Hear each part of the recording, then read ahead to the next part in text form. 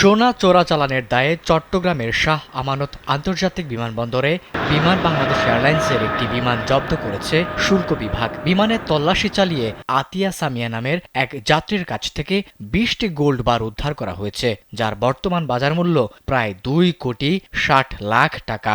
শুল্ক গোয়েন্দা ও তদন্ত অধিদপ্তর সূত্রে এসব তথ্য জানা গেছে।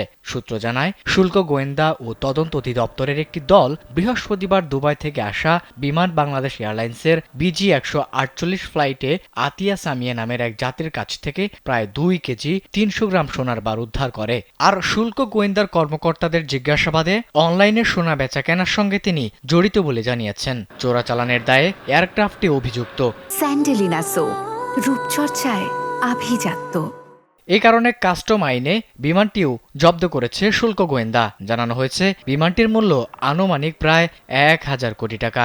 সব মিলে আটককৃত 1,02,60,00,000 টাকার বিষয়ে ন্যায় নির্ণয়ের জন্য চট্টগ্রাম কাস্টম হাউসের কমিশনার বরাবর চিঠি দিয়েছে শুল্ক গোয়েন্দা।